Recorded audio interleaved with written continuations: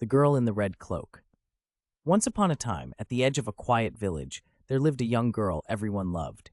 She was kind, curious, gentle in her ways. Her grandmother had sewn her a small red-hooded cloak, bright as autumn leaves.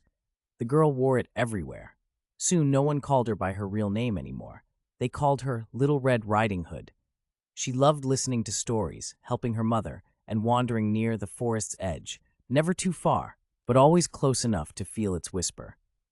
And though the forest looked peaceful in daylight, it watched quietly, waiting, a simple errand. One morning, Little Red Riding Hood's mother called her into the kitchen. "Your grandmother is feeling unwell," she said gently. "I've baked fresh bread and packed some butter. Take this basket to her." The girl smiled, proud to be trusted with such an important task. "But remember," her mother warned, kneeling beside her, "stay on the path, do not wander into the forest, and do not speak to strangers." Little Red Riding Hood nodded. "I promise." She placed the basket over her arm, pulled on her red cloak, and stepped toward the forest path. The trees stood tall ahead of her. The forest path.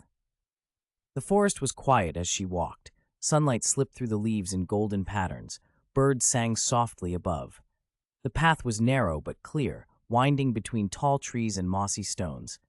Little Red Riding Hood hummed as she walked, thinking of her grandmother's warm smile. She did not notice the eyes watching from behind the trees, nor the soft footsteps that followed her, slow, careful, patient. Until a voice broke the silence. "The stranger appears. Good morning, little girl." Little Red Riding Hood stopped. Before her stood a wolf, large, gray, and smiling in a way that showed too many teeth. But his voice was calm, polite. "Good morning," she replied, remembering her manners. "Where are you going so early?" the wolf asked. "To my grandmother's house," she said. "She lives deep in the forest." The wolf's ears lifted. "And what is in your basket?" "Bread and butter," she answered. "She is not feeling well." The wolf smiled wider. "How thoughtful you are. A dangerous suggestion." The wolf walked beside her for a moment. "You know," he said casually, "your grandmother would love flowers. Look how beautiful they are." Little Red Riding Hood glanced to the side. Bright flowers dotted the forest floor, red, blue, yellow. "They are beautiful," she said softly. The wolf nodded. "You have plenty of time. Your grandmother will be happy you made the journey special."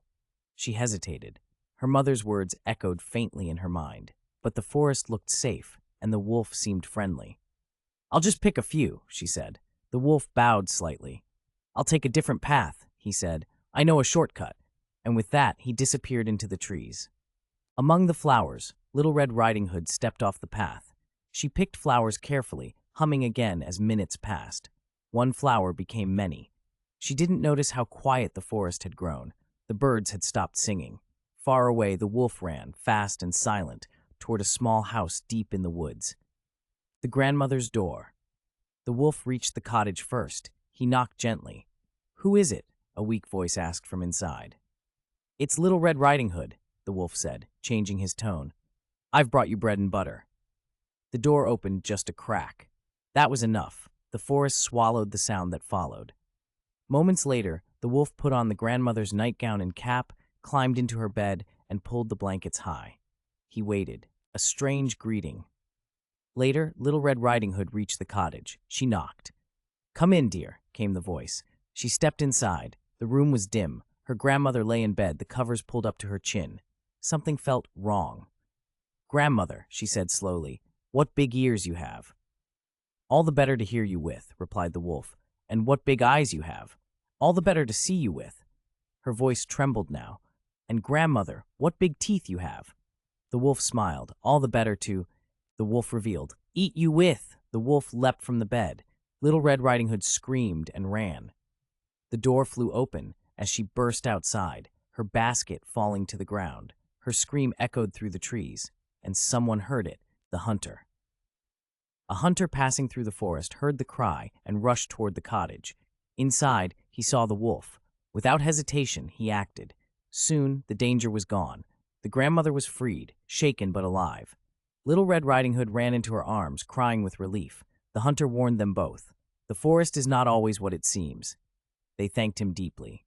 A lesson remembered. That night, Little Red Riding Hood walked home slowly, holding her mother's hand. She never forgot what had happened. From that day on, she stayed on the path. She listened carefully, and she never spoke to strangers again. The forest remained beautiful, but she knew now, even quiet places can hide danger. Ending, the Red Hood moves on.